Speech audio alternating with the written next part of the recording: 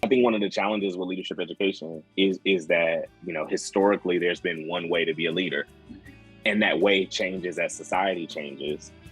And what I think CRLL is doing is inviting us to not focus on that one way, but really think about what leadership looks like in different contexts with different people based on different, goals or desires or outcomes.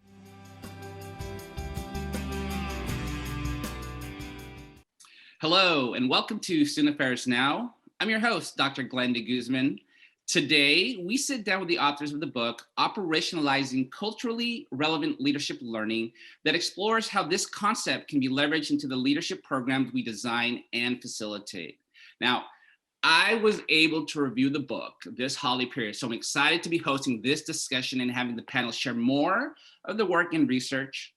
So this is going to be really, really cool. Student Affairs Now is a premier podcast and online learning community for thousands of us who work in, alongside, or adjacent to the field of higher education and student affairs. We release new episodes every week on Wednesdays. Find details about this episode or browse our archives at studentaffairsnow.com. But before we jump into the conversation, this episode, I do want to acknowledge our sponsors for this episode. Stylist Publishing, visit stylistpub.com. Check out their student affairs, diversity, professional development titles. Use promo code SANOW for 30% off all books, plus free shipping. And Leadershape. This episode is also sponsored by them. So go to leadershape.org and you can learn more about how you can create a just, caring, and thriving world. As I mentioned, I'm your host, Glenn DeGuzman. I'm the Associate Dean of Students and Director of Residential Life at the University of California, Berkeley. Go Bears. I use the he series as my pronouns. I'm hosting this conversation today from my home in Livermore, California, which is the ancestral home of the unceded territory of the Paladin tribe of the Ohlone peoples. I'd like to welcome to the show our co-authors, Cameron Beatty and Kathy Guthrie, both at Florida State University, and from the University of Auburn, contributing author Leonard Taylor. Welcome. Happy New Year. And for me, New Year. This is my first episode of 2022. Is that what year we're in now? No. So I keep thinking with the pandemic, I'm like, what year are we in now? So let's go ahead and get started. I'd love for the audience to connect with you a little bit more. And if you could introduce yourself and just share about what you do, your journey that led to the development of and your contribution to this book. Let's go ahead and start with Kathy.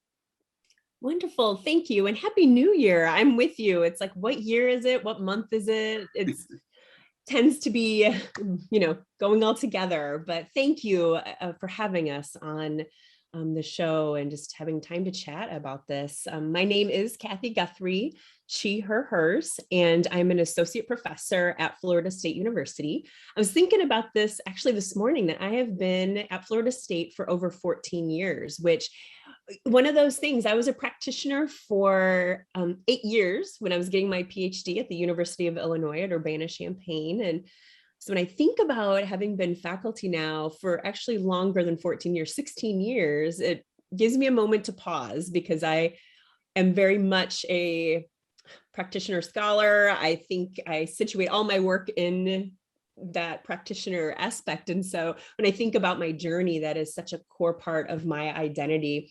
But I serve not only as an associate professor in the higher education program at Florida State, but I have the honor of directing the Leadership Learning Research Center, where I get to work with Cameron and other brilliant minds. I'm also the director of the Hardees Center for Leadership and Ethics at Florida State. And I'm just excited to be here.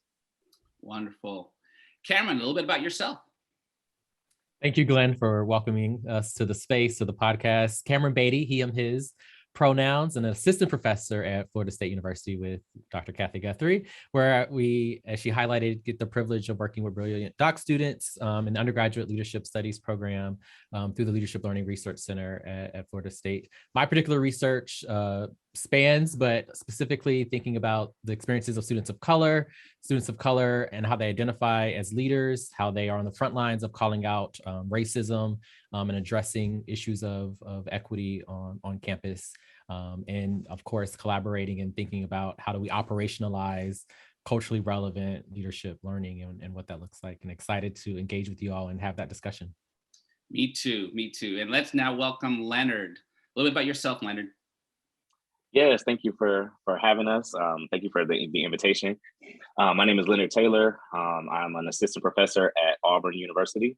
I use he, him, his pronouns. I came to this work in an interesting kind of maybe haphazard way. I don't know. Traditional kind of student experience, and that when I was an undergraduate at University of Wisconsin, I was a student leader, and that student leadership role led to, being a GA for kind of leadership oriented programs like, fraternity and sorority life. And later on in my career, my practitioner career, while I was working at the University of Minnesota as a professional, I also started to teach as an adjunct instructor for the leadership minor there. And that's where I really kind of delved into the world of more formal curricula when it comes to leadership education, and also how to kind of change and advance leadership ed curriculum. And so that's kind of butt up against my my broader research agenda. So I think, my day-to-day about transformation and change in higher education environments, how we change or how we don't, what gets in the way, and more particularly in the context of leadership education, I've been thinking about what it is that we need to do in for the classroom environment, for the programs that house these kind of leadership ed programs, to make sure that the curriculum gets delivered and the outcomes get met for students. So from an org perspective, how do we, till the soil, so to speak, so that we can grow the leaders that we need to in the environments that we work in? Love it. And let's dive in, because this is going to be a wonderful conversation. And I really want to start at the macro level. And so Cameron, this question is for you. If you can kind of provide our audience who may not be as familiar with the culturally relevant leadership learning model, could you summarize it for the group?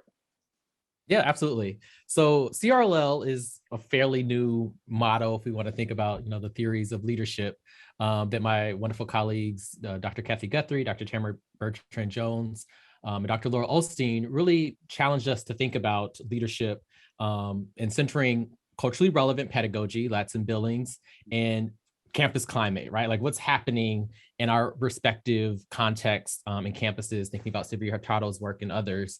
And then what does it mean to center the learner and the educator in that process of their leader identity, their leader capacity, and their leader efficacy, right? So how do they see themselves as leaders? How does the intersection of social identities contribute to that leader capacity, right? Like what skills, what experiences, what knowledge are they building around leadership? And then the efficacy, right? Like how do I believe that I can engage in the leadership process, and really thinking about leadership as a process.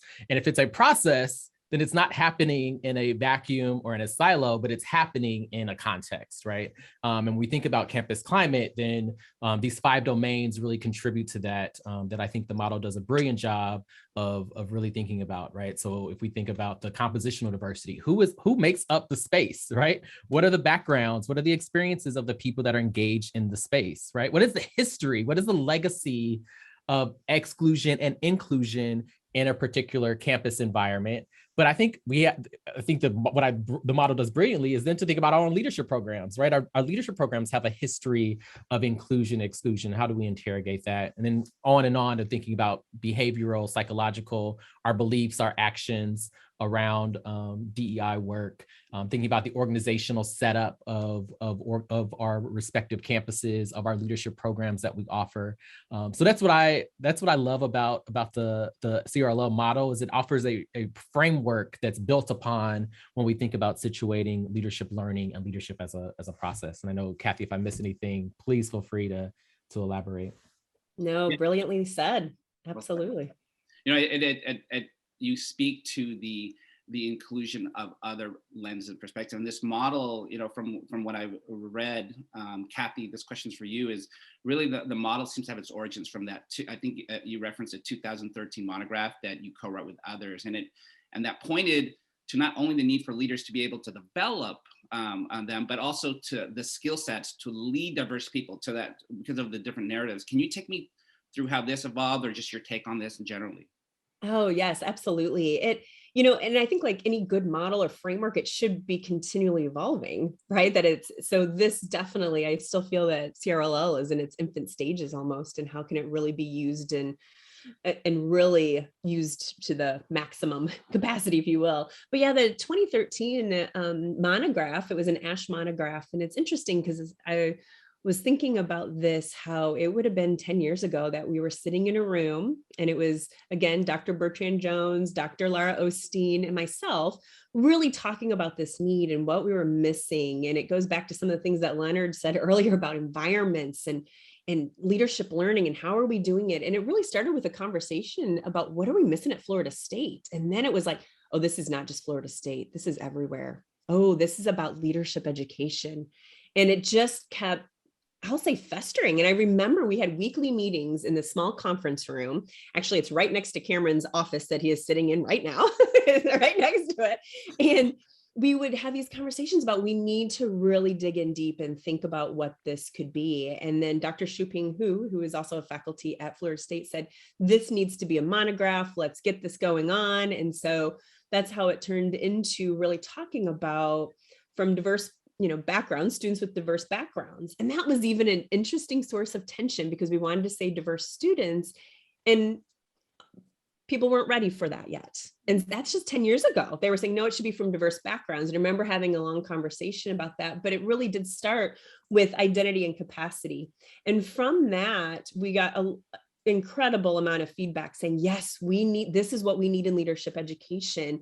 And when I say leadership education or leadership educators, it's really all student affairs practitioners and professionals, right? All student affairs professionals are educators, are leadership educators, because we're asked to do that in every facet of what we do. So I want to make sure I say that because it's very much about inclusion in what the work that we do.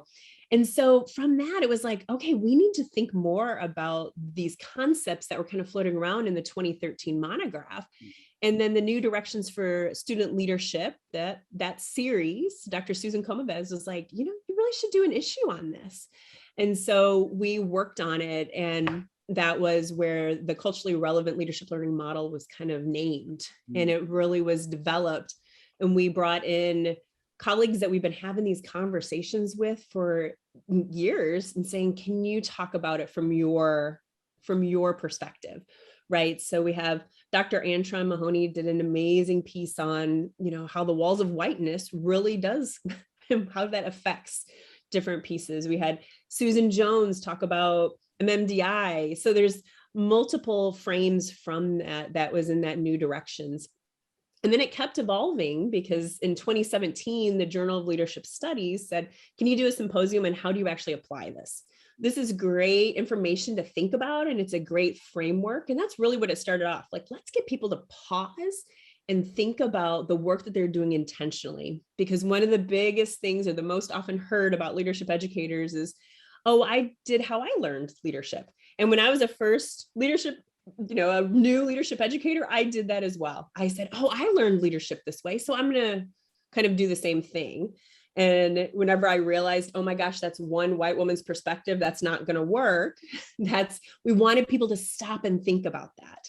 And so then in 2017, we had, how do you put it into practice? How do you apply these concepts? And then it was getting more traction. I literally, the first time, and it stopped me in my tracks, was I was at the Atlanta airport. Dr. Darren Pierre at University of Maryland. I see people smiling because you know who he is. The legendary Dr. Darren Pierre. He stopped me and said, he was at University of Chicago at the time in student activities. And he said, oh, I'm using the CRLL model, and I used it with my staff of student activities, programmers. And I was like, you did? And he goes, yeah, we spent the whole day talking about it. And I literally was speechless, and I'm getting goosebumps right now thinking about it, because I thought, wow, this is what it's meant to do, is to get people to think intentionally about what they're doing. And so then it was starting to have more kind of traction, and people are using it and also questioning it and really interrogating its usefulness, which is exactly what should be done. Because in something like this, with leadership being socially constructed and each of our contexts being so different, not only institutional context, but the offices that we work in, the programs, whether it's curricular or co-curricular, right? I could talk about the differences in context. And then you layer it with a socially constructed concept. That is a lot of complexity, and not one model will definitely be able to hit every part of it, but it's how we then translate the model to then be applied. And so Cameron and I started talking about, how do we invite more interrogation around this, right? We want people to interrogate it. We want people to be like, nope, that doesn't work for me. But you know what, if I did this, that would work for me, because then it would be more useful. And so then we started, I think was it 2019, Cameron, that we started talking about this? Okay, head shaking, yes. That it was, hey, how do we ask people if they're using it and if they are sharing it? And it was brilliant in how all the stories came back that were not in one area, right? So it wasn't just student activities, but it was like how personally, as scholars, they use it, as, professional development, they use it. We had Belmont University in Nashville said that they redid their leadership office to take into consideration CRLL concepts. I mean, all of this. And there were moments when Cameron and I would be talking when we were, writing the book, where I would be like, and, just like goosebumps and in tears, thinking this is exactly what models should do. Right. So thinking about how is this really happening and continuing to move us forward and having more of a socially just and culturally relevant leadership learning opportunities for all. But so really, it's still evolving and it is still being interrogated, and we invite that. Cameron, what did I miss? Because we had lots of conversations about this. Yeah, what I love about it is that it doesn't answer questions, but it poses questions, thinking about the model, and then we obviously take that approach with the book. And the questions is the interrogation part of what Kathy is highlighting, is not the personal reflective questions, the contextual questions, but us as a field, as leadership education, as student affairs. That's what I love about it, is the questions that are being posed, not necessarily answers that are being offered. Yeah. And Leonard, I know that you have seen this kind of evolve in your work. Anything that you think I've missed as being an observer of this? No, I think, what you all are talking about as far as like the questions and the interrogation are the things that are so sorely needed, I think, in our field in general. And so, and this is not me getting on a soapbox, but I think one of the challenges with leadership education is that, historically there's been one way to be a leader, and that way changes as society changes. And what I think CRLL is doing is inviting us to not focus on that one way, but really think about what leadership looks like in different contexts with different people, based on different, goals or desires or outcomes. And so that was really helpful for me. As I think about the work that I do in the classroom with students who are like learning leadership, right? But now with aspiring leadership educators, right? Like the master's and doctoral students that we work with, how do we help them to create a tool set that allows them to interrogate, the world broadly, but leadership specifically, so that they can provide those same type of interrogative experiences for the students that they work for. So, one of the words that comes to mind for me when I think about what I was listening to Kathy and Cameron is like possibility. And I think that what they are offering and the ways that they're pushing leadership ed is to really embrace the value of possibility rather than, certainty. Because I think previous conceptions of leadership were really focused on certainty, like this is how you do it, rather than here are all of the ways that it can be done. And in my opinion, I think that the book captures this this interrogation, and it really allowed different voices and narratives to come in. So as a reader, when I read that, I was just so amazed at the different contexts, the different perspectives, and how they're pulling their perspectives into this. And so, Leonard, I want to stay with you with this next question. How do educators, and in this redefinition of this, with utilizing this leadership concept, how we as educators define, teach, and practice by using these narratives and sharing different educator perspectives who are coming from these diverse backgrounds? I found the use of narrative to be captivating, Leonard. I saw your narrative about how CRLL has influenced your professional approach to develop student leaders. In creating, you use the term cultivate liberatory spaces. Can you share more about how, from your personal perspective or professional perspective, CRLL has influenced your work with students? Yeah, I think one, it goes back to my own experiences as a student and as a professional in the field of student affairs, as an administrator and practitioner in various kind of contexts and capacities. I wouldn't describe any of the environments that I worked in as liberatory. They were actually quite oppressive. And I didn't necessarily have the language to understand that in those moments.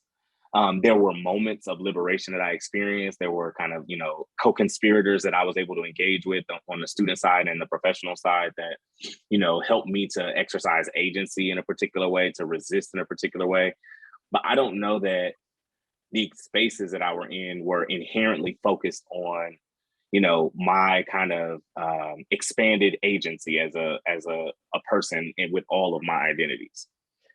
As much as they were focused on whatever outcomes they were driven toward that I didn't have any say in. So that said, when I think about, this model and the work of leadership education, if we want to create and cultivate, kind of these sensibilities alongside aspiring or emerging leaders, then how do we make sure that the environments that we exist in aren't reflecting or reproducing the same type of challenges that we want those students, or those leadership learners to take on when they go out into the world, right? So we're saying be expansive and be imaginative and be really empathetic and focus on social justice, but here you are in this rigid classroom where your instructor isn't providing those or committing to those values in the same way. And then how do I do that as an instructor if the environment that I'm responsible to doesn't also reflect that, right? And so for me, it was, as I thought through what my own experiences were, I was like, I learned some good things, but if we're really going to push and be more concrete and unapologetic about the commitment to liberation, about the commitment to justice, about centering students from various backgrounds and identities, then we also need to be serious about changing the environments and the ways they need to change that have historically prevented these types of perspectives, these types of students from having healthy, and affirming experiences.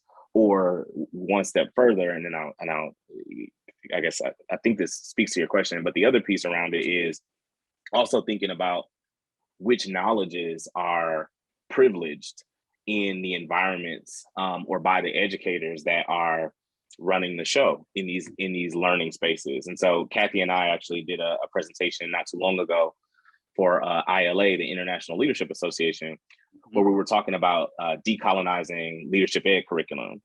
And one of the things that we were really taken up and grappling with was the fact that, leadership and, leadership as a kind of a pedestrian concept is really rooted in management, and business oriented ideologies.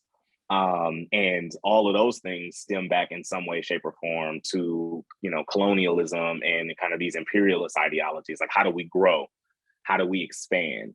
How do we consume more? How do we increase value, right? Those types of commitments are the things that we need to interrogate. Because when you interrogate those, you realize like, when you look at indigenous communities, across the globe, leadership might be about care, right? Leadership might be about healing. And those aren't conceptions that fit into, management necessarily, or at least from my vantage. So I say all that to say, for me, it was an opportunity to think about what we want students to achieve and how we want them to be in the world. And then to ask, is the classroom environment reflective of the world we want them to create? And if not, then how do we start to create a classroom environment that aligns with, the space, the type of world that we want to have? Especially because as an instructor, that's my locus of control. You know what I mean? And so sometimes, and this is a slight tangent, but sometimes it can be a challenge as an instructor or as an educator in these spaces, because we do work in organizations, we work in systems, that have their own commitments to different isms, and so some of the work is having a model like this helps us to aspire to something beyond kind of, what we know, so we can create a little liberatory pocket in an institution that might not be the most liberatory, to help students have space to learn and explore in the ways that are aligned with the model. So those are just some of the things that I think both brought me to these types of perspectives, and also why they resonated so much with me as a leadership educator.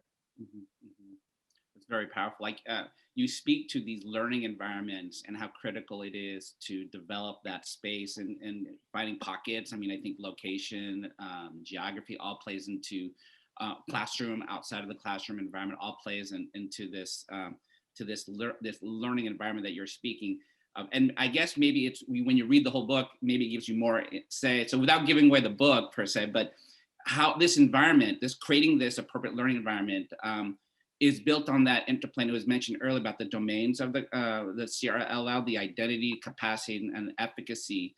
Can you expand on that a little bit? And this is for Leonard or others. How or what tips would you give student affairs professionals, leadership educators on the beginning of how to develop that learning environment, knowing that sometimes you've got all these constraints, whether it's organizationally or societal or just geographic? I mean, I can offer a quick thought, and then I'll certainly defer to Cameron or Kathy. The thing that is the hardest and also the easiest is to acknowledge what the constraints are. I think sometimes we try to imagine that the spaces that we work in are different than what they are. So for example, I remember being an instructor saying like, oh, I don't want to create these hierarchies, and I want to be peers with my students, and, blah, blah, blah, blah, blah. And that in theory, that sounds great. But in the end, based on the structure that I'm working in, I have to grade. I have to make decisions sometimes that align with what's expected of me. And sometimes I need the structural power that I get from my role as an instructor, because in society, I might be disempowered when confronting a particular student around a topic. So if I have some, cishet white man who is, challenging, something that I'm saying, I'm open to the challenge, but also, my structural authority as a doctor, as a faculty member, are sometimes the things that minoritized instructors have to rely upon to be able to assert themselves, because research, has illustrated for decades now that, people of color and women's authority and knowledge is often and first challenged in the classroom, and so I think one of the things is just acknowledging those constraints, and acknowledging those things that we experience as instructors is helpful, because then you have a realistic and really just honest understanding and vantage when it comes to the environment that we're navigating. So that's the first thing for me, is really just being upfront about what the constraints are as a leadership educator. I think the other piece to build off what Leonard's talking about is we often talk about self-work. Like, oh, you got to do your work. You got to do your self-work, right? But we don't talk about how to do that work, or what does it look like in the messiness of the work. And for me, that's a part of being a leadership educator, is for you being a reflective person, a reflective being in the work. So in what ways were your leadership education experiences culturally relevant, and what ways were they not? And what are the constraints that built that, right? And how do we think about then walking into a space where we have some power to deconstruct or reimagine a space? And you can't reimagine something until you think about, why is the space the way it is, or why is the environment the way it is, right? And I think another plug for the book, what I think the book does well is offering a possibility model of how you do your self-work, right? And the self-work is not an endpoint. There is not a graduation. You don't get a certificate, but the ongoing self-work that has to happen. Like you could have been at one institution and you were rocking it out as a leadership educator, and you get to another institution and they got some constraints that you didn't have to navigate before. And that asks you to reimagine the possibilities of then what does it mean to do this work in this particular context, in this particular way. So I'll pause there. No, and I agree, Cameron and Leonard, that self-work, the constraints, I mean, absolutely. And I go back to the context piece, which Cameron, you just said that, right? Like you might be in one space and you're rocking it, and you go to another and you're like, oh, and part of it is even getting learners to really think about how they are defining leadership. Those terms, we all know, people throw it around like it's confetti. I mean, but yet they really don't stop and think about what is even a difference between leader and leadership. And I say there's an interstate, I drive quite a bit here in Florida, and there is a big billboard that says, buy this car, be a leader. And I'm like, what does that even mean? Right. But getting them to pause and think about what does leadership mean, and even breaking it down into, it's not just a definition, but how is it socially constructed and where does that come from, which is that self-work. And so really starting there. But I do believe that identity, capacity, and efficacy, Glenn, that you had mentioned, that's really the pathway. Right? Like that is the entry point into really, I feel that really being able to dig into understanding leadership learning, not the format in doing it, but really personally and in different contexts, is that what and how do I come to my identity, that capacity, that efficacy. And so really centering it on that versus, oh, we're going to talk about, which is part of capacity, skills and time management, but some of that falls into that management stuff Leonard had talked about. And so I really think of that identity, capacity, and efficacy. If we could start centering our work more in those spaces, I think it would be very powerful. You know, I can really resonate with your comments, and that's very real. So I think that as I'm trying to focus, I keep finding myself reflecting about how even I've evolved as a leadership educator, and your points are just, I can really resonate and connect with them. I found the book, the timing of the book, and when it was released last year, I guess it would be now 2 years ago. It was written 2 years ago. Was it 2020? 2021. So it's very real in the sense that it was written while we were experiencing a pandemic. We've had all these social and political divisiveness across our country, and so on. And I felt I picked up this intentionality of the way the book was written towards these current times. Can you speak more about how this book can redefine and assist student affairs professionals, practitioners, leadership educators with students given our current climate? Yeah, I think that's important. I always tell people, like, people skip over the preface. I would ask that you read the preface of our book because it offers that why this book, why at this time. And Kathy noted that in 2019 we came together, having conversations. We started, collecting narratives in 2019, early 2020, from the contributors, and then pandemic, then the killing of George Floyd. That we were editing. I don't think we had submitted to the editor yet, Kathy. Maybe we did, but then the January insurrection, January 6th happened, right? All of these things were shaking for me. They were shaking me to my core of thinking about advocating for a more socially just, a more critically thought out approach to leadership education.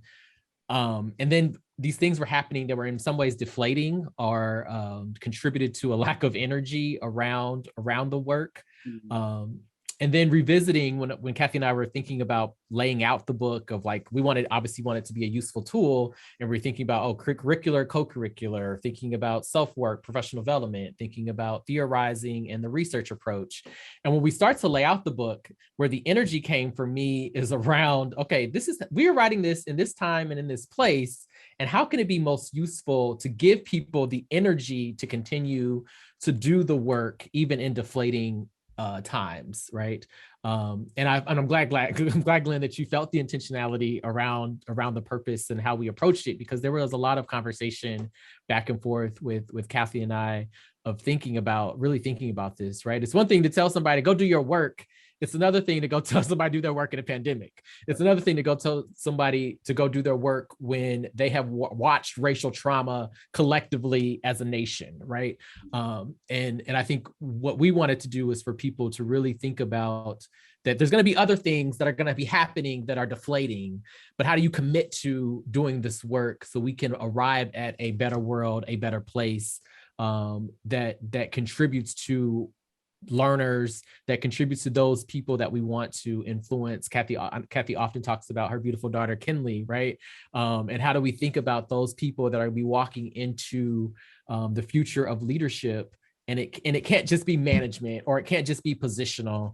And how do we shape that early on in the process? And if we can start to do that in our work that we have the sphere of influence over, that's what we were excited about in the terms of offering the time and context of a trouble that we sit with the possibility of what it could be. Mm-hmm. I want to squeeze this next question in because I really I think it leads to a follow up to your comments. I love how the book was laid out. I think as someone who has engaged in leadership development in my career, both inside and outside the classroom and in different functional areas, reviewing and reading the narratives allowed me to connect to different aspects depending even in what area I was in. For example, I love the article on that small piece on integrating social justice in conduct systems. Now I'm in Res Life, I can be able to connect to some of the different narratives, and it was just a very fascinating read for me. I found myself going down this rabbit hole per se, because I just couldn't put the book down. The evaluation of existing leadership programs was powerful, and that's what I took away from it. Was this your hope? Or what hope do you have, if you can summarize, like what you hope leadership educators gain from picking up this book? Oh, well, it really is a lot of how does this the content, what we're trying to, bring forth matter in all aspects of student affairs and in higher education. And that isn't just curricular and co-curricular, but down to those pieces of like, this does matter in conduct.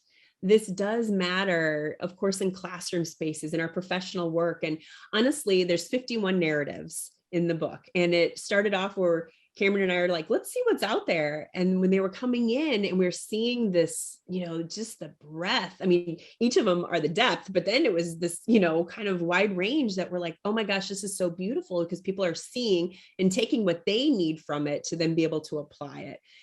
It goes back to that possibility model, like what are the possibilities? So yes, that definitely was that it would connect with many different individuals, because we all come to this with very different lenses and different experiences. And so I appreciate that you said that. And I think there's a lot more that we don't know, or that we haven't even, I feel like since it's evolving, we're just scratching the surface, because we have a lot of work to do in this area. We all know that. And so, but, I think that is beautiful, but just in how people came together, that we could amplify these voices and that collectively we're working towards it.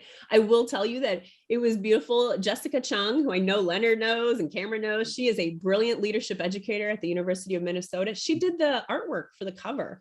And so we were she's a brilliant artist, but yes, she is brilliant. And so thinking about how are we amplifying voices in different ways. And as Cameron said, it was very deflating at times, because we were like, oh my gosh, we're doing all this work. And it was right around January 5th last year that happened. And Jessica's like, I did the artwork for the cover, and it was like new energy.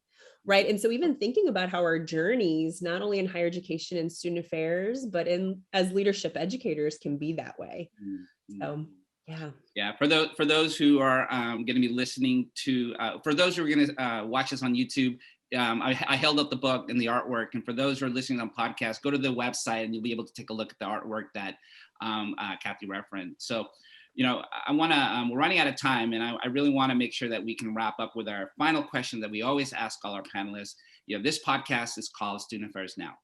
And after this discussion, if you can take a minute or two to summarize what you're pondering, what you're questioning, what you're excited about or troubling you now. I mean, you all know each other really well. You've worked together. So this is a chance for you to just kind of share your final thoughts. And I'll start with you, Leonard.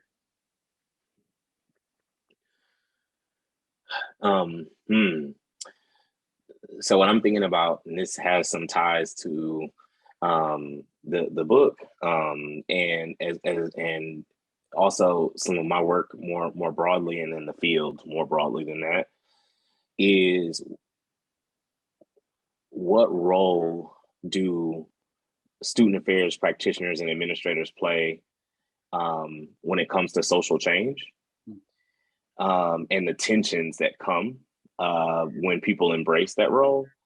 And so I'm thinking a lot about the tensions that come when, you have student activists that are on campus doing their thing, and you have practitioners on campus who don't know whether or not they can support them, or senior leaders are suggesting that they shouldn't, because of their organizational affiliation, but also they might be deeply committed to the movement or the cause that those student activists are working toward. So many of our student affairs practitioners and professionals are in this kind of space where they have to almost be forced to align with the institution or their humanity.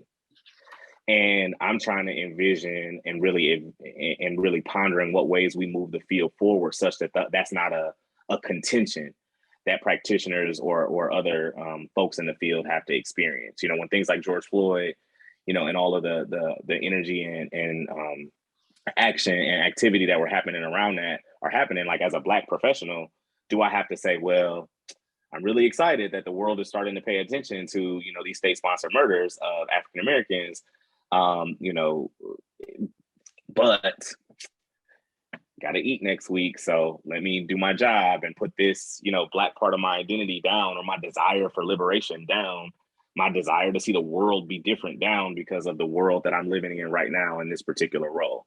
Right. So that's what I'm sitting with and really trying to advance. I think this book is really contributing to that in a way. And also I'm trying to do that in my own work, is thinking about how our role as practitioners, our role as educators is not separate from our humanity. Thank you, Leonard. Kathy. Yes, Leonard, some of that is, for me, it's about how are we centering humanity in everything? And so exactly what you're saying. For me, it's coming from also with leadership learning, this lifespan approach. So Cameron mentioned I have an 8-year-old daughter who has taught me more in these last 8 years than I ever thought was possible. But like, she really gives me motivation every day to get up and do the work, because I don't want her to have to deal with the same stuff that is happening, right? I want to see, and I'm not saying her specifically, but her generation, and being able to move forward, because then I would feel that I hadn't done the best that I could to try to move us forward, right, in some way. But I think about lifespan approach, because I think about how the messages she's even getting in grade school, that how that shows up when we get them in college, and how then do we expand our reach in higher education to help students in their leadership learning journey, right? So I think about Florida State, over 40,000 students. I might only get a few in class, or, you know, and we have certain programs, but how can we even get students to even pause and think about leadership beyond a position? I mean, we're talking about like, you know, right, this continuum, but how can we collectively do that in different ways, in different spaces? But with humanity at the heart of everything. And when we have seen such poor examples of that, how are we not slipping back into that as we ebb and flow through a pandemic still, right? Like I thought I was like, ooh, we're doing good. And then Omicron comes and it's like, oh, wait a minute, I'm feeling this again. And so, but how are we teaching what needs to, we're setting up learning opportunities that are not the same old, but how are we continuing to move forward? So I kind of moved a little bit. So there's this lifespan approach, it's centering humanity, but it's all really connected. And how are we collectively moving forward? The other piece I would say, which I think this book continues to help me, is to how do we amplify these diverse voices? How do we hear the narratives? How are we making sure that individuals who might not identify as a leader, or that they are acknowledged for the work that they're doing, and that we can amplify and learn from their brilliance. Thank you for sharing that. I resonate with what you're sharing. I have 2 teenagers, and I can see, I second that this is a good book, even as a parent, and looking at it from, you know, my quote students, my kids. So wonderful piece there. And Cameron, take us home. Yeah, I just want to build something I've been sitting with. This could be this beginning of the semester. I redid my syllabus. I teach our master student diversity, equity, and inclusion course here at Florida State. This semester, they get Kathy and I tell them they get a double KC this semester. And I've been sitting with like, oh, how do we're graduate preparation, right? Our preparation for student affairs. And what I've been struggling with is preparing them for the unknown, right? Like, so who could imagine 5 years ago that we would be sitting in a global pandemic in the way we are, right? And I've been thinking about like, oh, my syllabus needs to be so tight because they need to be prepared. I'm preparing them for something, right? And what I am sitting with now, student affairs now, is how do we prepare and think about things in a way that it's not about the preparation in order to receive what's going to happen to us, but the preparation to critically think about what's happening to us and how do we learn from what is happening from us in a way to be able to show up bigger, better, and more realized. And that's something that I've been thinking about a lot as I go into this semester this spring of thinking about this class. This is the first time I'm teaching it since the pandemic has started. And I just don't want to teach it the same way. I think it's almost doing a disservice if I continue to teach it the same way. And then how do I model that for those the eyes are bright and they are excited and they are all about the fire of student affairs. And that fire might burn out, but then how can it be relit in a way that can reimagine a space that's more equitable, more just, more liberatory? With that, we need to wrap up, and I want to thank our guests, Doctors Kathy Guthrie, Cameron Beatty, and Leonard Taylor. Thank you for joining today. I want to give also shouts out to Nat Ambrosi, our amazing production person. So she does everything behind the scenes, and she's going to get this episode prepared, transcribed, and ready to be aired. So I do, again, want to acknowledge and thank our sponsor, Stylist Publishing. Stylist is proud to be a sponsor for Student Affairs Now podcast. Browse their student affairs, diversity, and professional development titles at stylistpub.com. Use the promo code SANOW for 30% off all books, plus free shipping. I like the free shipping part. It's really cool. You can also find Stylist on Facebook, YouTube, Instagram, LinkedIn, Twitter. They're everywhere at Stylist Pub. So check them out. Leadership is the other sponsor. They partner with colleges and universities to create transformational leadership experiences, both virtual and in-person, for students and professionals, with a focus on creating a more just, caring, and thriving world. Leadership offers engaging learning experiences on courageous dialogue, integrity, equity, resilience, and community building. To find out more, please visit them at www.leadership.org/virtual programs. I just say Google them. They'll be there. Or connect with us, and you can connect with them on Facebook, Twitter, Instagram, or LinkedIn. These shows, these episodes on Student Affairs Now would not be possible without their support. And to our audience and listeners, as of today, as of earlier this morning, I just found out we have had over 26,000 podcast downloads, and that doesn't even include the hundreds of views on YouTube. So thank you for continuing to join us. Thank you for sharing us with your circles. It is very much appreciated. I'm excited about this episode when it's going to launch. You're going to get more information. If you're listening today, you're not getting our newsletter, please visit our website at studentaffairsnow.com. Scroll to the bottom, add your email to the MailChimp. What's another email in your inbox? While you're there, please check out our archives. I'm Glenn DeGuzman. Thanks for listening or watching. And wherever you are, go out and make it a good day. With Omicron out there, please make good decisions. Stay safe.